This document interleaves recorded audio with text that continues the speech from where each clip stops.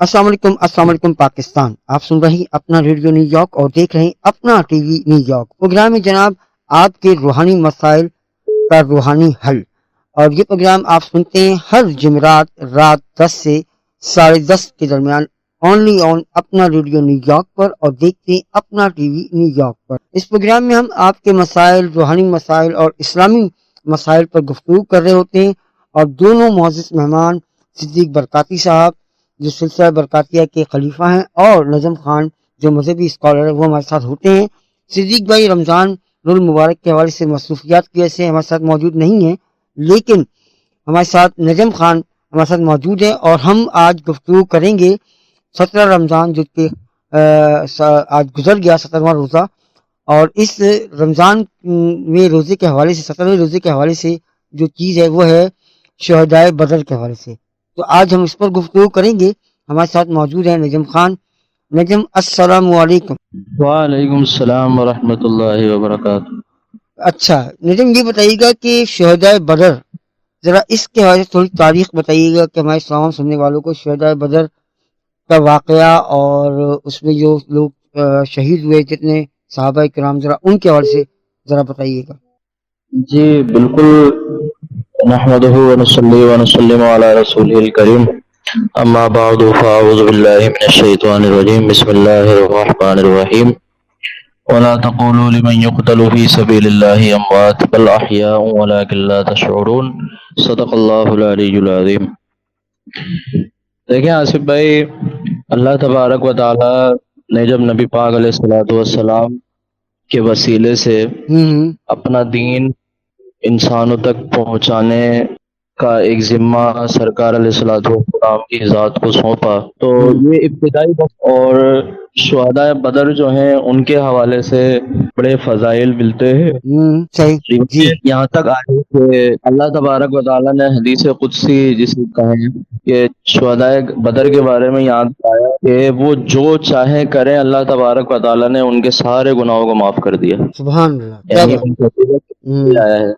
ये सही। जुमला किसी और के लिए अल्लाह तबारक व तआला ने कभी नहीं फरमाया कि जो चाहो कर लो, मैंने तुम्हें माफ किया, सिवाय शुहदा बदर जो उस वक्त जो बदर के अंदर मौजूद थे, जी, जो शहीद नहीं भी होते, जो बदर में मौजूद थे, जो सहाबा थे, उनके लिए अल्लाह तबारक व तआला ने ये जुमला इरशाद फरमाया कि जो चाहे करते रहे, अल्लाह तबारक व तआला ने उन्हें उनके गुनाहों को माफ फरमा दिया है। वाह क्या बात। और सुभान अल्लाह। उनकी फजीलत जो है वो इस बात से आप अंदाजा लगाएं कि नबी पाक अलैहिस्सलातु वस्सलाम ने हाथ उठाकर दुआ की थी जी कि या अल्लाह, अगर ये 313 जो हैं ये शहीद हो गए, ये हलाक हो गए, तो तेरा नाम, तेरा दीन का नाम लेने वाला इस दुनिया पर कोई नहीं बचेगा। सही बात।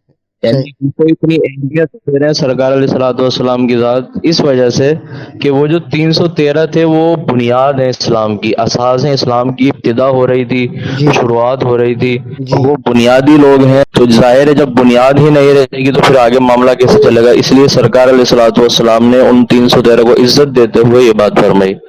अच्छा आसिफ भाई, तारीखी पस मंजर अगर देखा जाए कि बदर का जो मार्का है वो क्यों हुआ, देखिए बदर का जो मार्का है वो सबसे बड़ा मार्का है, सबसे बड़ी जंग है इस्लाम की जो है, वो सबसे बड़ी जंग है। क़यामत तक जितने भी मार्के होंगे, देखिए सब जितनी भी जंगें हैं सबकी अपनी फजीलत है, लेकिन बदर की फजीलत इसलिए है कि अल्लाह तबारक व तआला ने इसमें खास अपने नबी की मदद फरमाई थी, और इस जंग के अंदर जो सहाबा मौजूद थे उनके लिए खास इनामात का नुज़ूल आया और उनको इनाम दिया गया।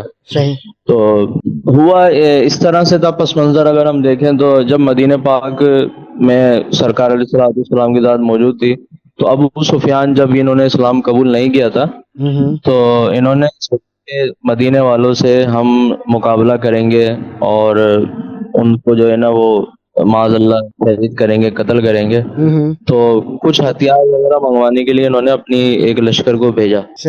सरकार अलैहिस्सलाम तक जब ये खबर पहुंची तो आपने मुशावरत की सहाबा कराम से और ये कहा कि ये जाहिर है नुकसान पहुंचाने की कोशिश कर रहे हैं, तो क्यों ना हम इनके लश्कर पर हमला कर कर रास्ते में ان کے ہتھیاروں کو لے لیں اور پھر ان کو جواب دیں, صحیح پھر ان سے جنگ کریں. صحیح. تو جب یہ معاملہ ہوا تو ڈیسائیڈ یہ ہوا, فیصلہ یہ ہوا تمام مشورے کے بعد کہ ٹھیک ہے ایسا کیا جائے گا. صحیح. لیکن ظاہر ہے ابو سفیان کے بارے میں جو ہے بات جو اسلام قبول کیا, جی. ایک آتا ہے روایت میں کہ وہ بڑے ذہین فتین قسم کے آدمی تھے اور بڑے جنگجو اور ایک حکمران قسم کی سوچ رکھتے تھے. تو جب رستے سے جا رہے تھے قافلے کے ساتھ تو وہ خبریں لیتے ہوئے جا رہے تھے کہ مسلمان کچھ کر تو نہیں رہے ہیں, کچھ معاملات یعنی ہوتا نا پوچھ گچھ کرتے رہنا تاکہ نظر رکھ سکیں اسی پر. صحیح صحیح. تو بہرحال جب نظر رکھی تو ایک طرف سے وہ نکلے تو کنواں انہوں نے پایا, وہاں پر جو ہے وہ مینگنیاں دیکھی نا, بیٹ دیکھی وغیرہ دیکھی, اور کنویں کے پاس جب انہوں نے اس کو توڑا تو اس کے اندر کھجور کی جو گٹھلی تھی اس کو نکالا. صحیح. کھجور کی گٹھلی نکالنے کے بعد اب ان کی ذہانت دیکھو آپ کہ ابو سفیان کہتے ہیں کھجور کی گٹھلی نکالنے کے بعد یہ یقیناً یسرف کی کھجور ہے. اچھا. کیا؟ صحیح صحیح, یسرف کی کھجور ہے. کھجور. ہاں, اس کا مطلب یہ ہے کہ محمد اپنے ساتھیوں کے ساتھ نکل چکے ہیں. واہ. یعنی وہ سمجھ گئے کہ ایسا معاملہ ہو چکا ہے. جب یہ بات دیکھی تو پھر ایک شخص کو انہوں نے مکے کی طرف بھیج دیا خبردار کرنے کے لیے وہاں کے لوگوں کو کہ کچھ فوج وہاں سے بھیجو کیونکہ ہماری جان خطرے میں آ سکتی ہے کیونکہ محمد اپنے ساتھیوں کے ساتھ نکل چکے ہیں. اب وہ جو ایک شخص ہے وہ رات دن لگاتا ہوا وہاں تک پہنچا اور یہ دوسرے رستے سے دور کے رستے سے قافلے کا رخ موڑا اور وہاں سے نکلنا شروع کیا. ٹھیک ہے. صحیح ہے. پھر جب وہاں سے مکے کی طرف سے جو اور مزید انہوں نے مدد منگوائی تھی, جب وہ لوگ پہنچے 1000 تقریباً لشکر تھا ان لوگوں کا کفار کا. ابو جہل بھی, ابو بھائی اتبا, یہ سارے اس کے اندر شامل تھے. صحیح. تو جب وہ نکل گئے وہاں سے تو ابو سفیان جب بہت آگے نکل گئے تو ان کو لگا کہ ہم خطرے سے باہر آ چکے ہیں. پھر انہوں نے ایک شخص جو بھیجا اس نے خبر دی جا کر ان کے لشکر والوں کو کہ اب خطرہ ٹل چکا ہے, آپ چاہیں تو واپس چلے جائیں. اچھا. ہیں تو وہاں پر اتبا نے کہا ابو جہل کو ٹھیک ہے اب خطرہ تو ٹل ہی چکا ہے واپس چلتے ہیں. لیکن ابو جہل اپنے تکبر میں تھا, اس نے کہا نہ نہ نہ, ہم بدر تک تو جائیں گے, وہاں پہ ہم اپنی جیت کی خوشی منائیں گے, آج کے الفاظ میں اگر کہیں تو پارٹی کریں گے, اور وہاں پر جو ہے وہ ہم معاذ اللہ عورتوں کا ڈانس دیکھیں گے. ابو جہل نے اس طرح کے الفاظ بولے, ہم فنکشن کریں گے اور شرابیں وہاں پر گوشت کھائیں گے, جو ان کا ایک طریقہ کار تھا. اچھا. تو بھیا نے بڑا سمجھایا, اتبا نے سمجھایا نہیں نہیں چھوڑو رہنے دو چلتے ہیں. لیکن ابو جہل ظاہر تکبر میں کہنے لگا نہیں نہیں ہم جائیں گے کریں گے. باہر چلتا رہا اور جب بدر پہ پہنچے صحیح تو وہاں پر جب صحابہ کرام بھی تشریف لے کر آئے اور نبی پاک علیہ الصلوۃ والسلام بھی تشریف لائے تو آپ 313 سامنے دیکھتے ہیں, 1000 کا لشکر ہے. تو وہاں پر ایک دم سے کچھ صحابہ کرام جو ہے وہ تھوڑا سا ایک گھبراہٹ کے اندر آ گئے, کچھ خوف میں آ گئے. تو